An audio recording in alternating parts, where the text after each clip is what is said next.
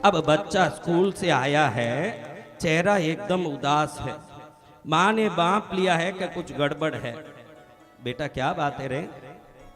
जाओ मम्मी, मैं नहीं बोलूंगा, मैं दुखी हूं। अरे लल्ला क्या हो रहा बेटा, बताना मुझे, बताना बेटा।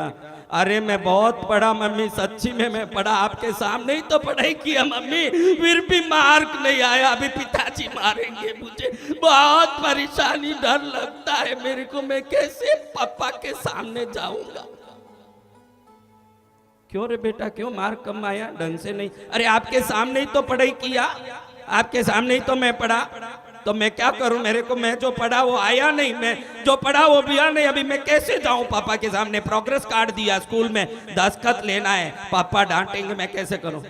अच्छा लल्ला चिंता मत कर रे बेटा, तू मुझे दे वो प्रोग्रेस कार्ड। कहाँ है? मुझे दे बेटा। क्या करोगी तुम, क्या करोगी? मैं पापा से मार खिलाओगी? अरे देना रे बेटा।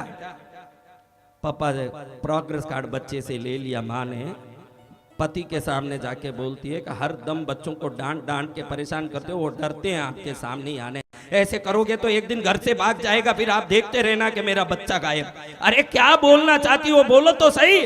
अरे प्रोग्रेस में 2 मार्क कम आ गया, दस्तखत कर दो, बिना काम आपके सामने आने में डरता है। ठीक है डाल दो, दस्तखत डाल दो। देवी भागवत इसलिए सुनना है, देवों की भागवत आपकी बाप की कहानी है, देवी भागवत आपकी माँ की कहानी है। अगर प्रोग्रेस में कोई जन्म जात में कम मार्क भी लाए हो तो ये दस्तखत दिला के भेजेगी आपके, इसलिए उसकी कहानी सुननी। ममता मई की कहानी है। किसकी कहानी? बाप सदा सख्त रहा न माँ सदा सरल रही, ये संसार का नियम है। कैसा भी कुपुत्र हो, माँ कुमाता बनी। कभी ऐसा हो तो बताएं कोई? हाँ, बाप ने, मैंने कई बापों ने देखा है कि बेटे को अपने जमीन जायदाद में पांती नहीं दिया। ऐसा बाप जरूर हो सकता है, भाई बेटा नालायक, मैं पांती नहीं दूंगा। ऐसे बाप के बारे में तो आपने सुना होगा ना एक आधा। हाँ, एक बेटा था, नई शादी हुई। शादी होते ही नए नए क्या होते हैं बहनों, बोलो? आपकी सबकी नई शादी हुई होगी ना एक जमाने में। आपके पीछे पागल हो क्या आपका पति घूमता था कि नहीं? सब सिर हिला रही, हाँ हाँ घूमता था। इसे घुमाओ मत आगे से। अभी कहाँ हमारी दूसरी शादी होगी महाराज, वो तो हो गई, इसलिए अब वो बात करके क्या फायदा।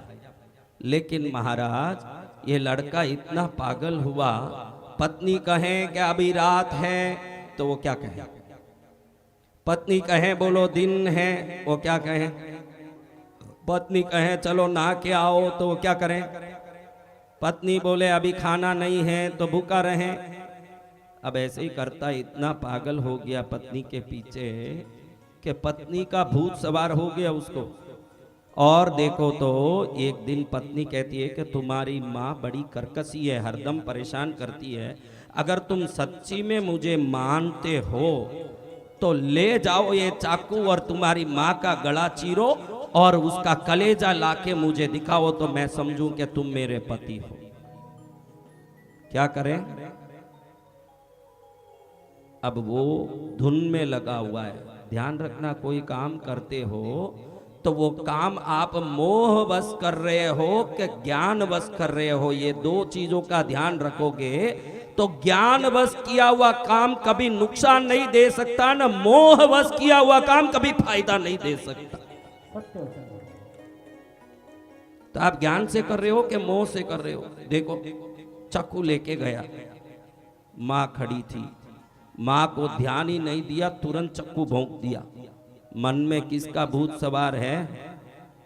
हाँ हाँ, अच्छे से छाती फाड़ा, अंदर से कलेजा निकाल करके हाथ में लिया, खून टपक रहा है। जिस माँ ने, माता ने जो कष्ट उठाया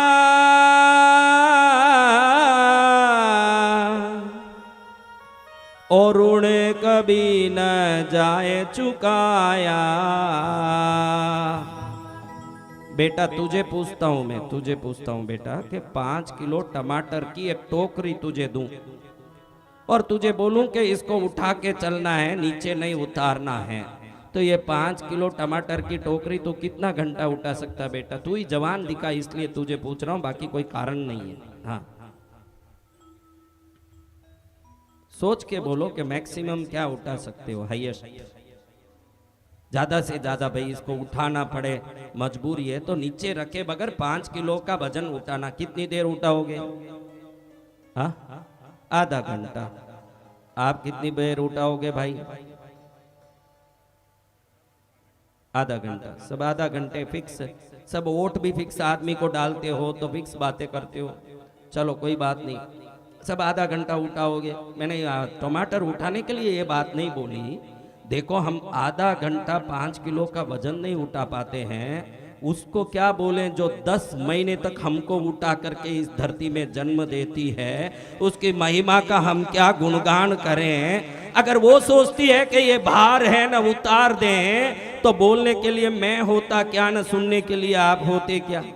हाँ, उसको नमन इसलिए करना है जिसने हमको भार नहीं समझा, हमारे को अपना कलेजे का टुकड़ा समझा, अपनी अपने माँ को जो माँ की तरह। देखो शायद तुम देवी भागवत में सब आओगे, जरूरी नहीं है जिस गांव के लोग हैं वही आते हैं, उसी गांव में भी कई लोग आते नहीं हैं। मैं ये संत होके बोलता हूं, गलत मत समझना। एक बार देवी माँ को नहीं मानोगे तो भी चलेगा, जन्म दी हुई माँ को मान लो तो देवी स्वयं प्रसन्न हो जाएगी।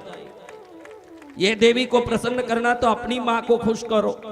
ये देवी उसी रूप में तो आती है, क्योंकि साधना करते हैं हम जैसे साधक, वही इस देवी को देख पाते हैं। ईश्वर देखता है कि बाकी लोगों का क्या होगा, इसीलिए माँ के रूप में देवी को धरती में भेजता है भगवान। वो देवी है जो माँ के रूप में आती है। 5 किलो हम आधा घंटा नहीं उठा पाते हैं, और वो हमको उठा करके चलती है और जन्म देती है, पालती है, बड़ा करती है, खून देती है। और ये मनुष्य जन्म ही दुर्लभ जन्म है जहाँ जाके भजन करके मुक्ति हो सकता है, और मुक्त होने लायक का एक जन्म इस माँ से ही मिला। तो ये मात्र जन्म देने वाली नहीं, मुक्ति की चाबी हमारे हाथ में देने वाली माँ। माता ने जो कष्ट उठाया वो ऋण कभी न जाए चुकाया।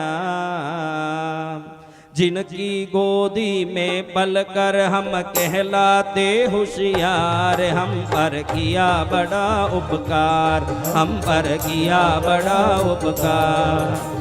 मात पिता गुरु प्रभु चरणों में प्रणवत बारंबार, हम पर किया बड़ा उपकार, हम पर किया बड़ा उपकार। ऐसे माँ को बेटे ने चाकू डाल के छाती चीर ली, और हाथ में क्या ले लिया? बोलो जोर से, क्या लिया? कलेजे से खून टपके लेके दौड़ रहा है। किसको दिखाना है? बोलो किसको दिखाना है? हाँ, ध्यान रखो, हर बहनों को अपनी बहन अच्छी लगती है। आपको अपनी बहन अच्छी लगती है क्या? बोलो अच्छी लगती है आपकी बहन? आपकी ननंद उतनी अच्छी लगती है क्या जितनी आपकी बहन लगती है? सच्ची में बोलो, बोलो सच्ची में बताओ। आपकी माँ अच्छी लगती है उतने सासू अच्छी लगती है? सिर्फ फोकट में देखो, संतों के सामने झूठे सिर हिलाओगे तो आप जानते नहीं हो कि कौन आया है।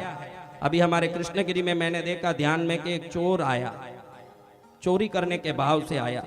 मैंने बांप लिया, बोला कि भाई चोरी करने आया है, यहाँ चोरी करेगा ठिकाना नहीं। फिर भी मेरी शक्ति जानने के लिए तुझे बताता हूँ कि जब तक माफी नहीं मांगेगा सभा में उठ के तेरी पेशाब नहीं लगेगी, नली बंद कर दूंगा। 2 दिन इतना परेशान हुआ, पूरी सभा के सामने हाथ जोड़ के माफी मांग लिया कि 2 दिन से पेशाब नहीं लगी, पेट फूल गई, मुझे माफ करो, मैं चोरी करने सच्ची में आया था। सबके सामने माफी मांगा। इसलिए संतों के सामने सावधान रहो, वो आप पर कृपा करेंगे तभी जब आपकी भक्ति सच्ची होगी। तो महाराज ये कलेजा लेके भाग रहा है, ये भागता कलेजा लेके कई पत्थर से ठोकर खा गया। ये कहीं दूर जाके गिरा और कलेजा कहीं गिरा। क्या गिरा? इसके पैर में चोट लगी और वो पत्थर से ठोकर लगने से नीचे गिर गया। वो कलेजा बोलने लगा, बेटा तूने मेरा छाती चीरा और मेरा प्राण निकाल दिया, कोई बात नहीं, क्योंकि तू मेरा बेटा है। तेरे पैर में चोट आ गई, इससे मैं दुखी हूं, थोड़ा देख के चला कर बेटा, तुझे दुख नहीं आना चाहिए। कौन बोलता है? माँ का कलेजा वही माँ है। इसलिए इस दुनिया में किसी की कथा सुनो, अच्छी बात है, हर कथा में कुछ विशेषता है, हर कथा में कुछ महिमा है, लेकिन माँ की कथा में जो ममता है वो तीनों लोकों में दूसरी कथा में आने वाला नहीं है।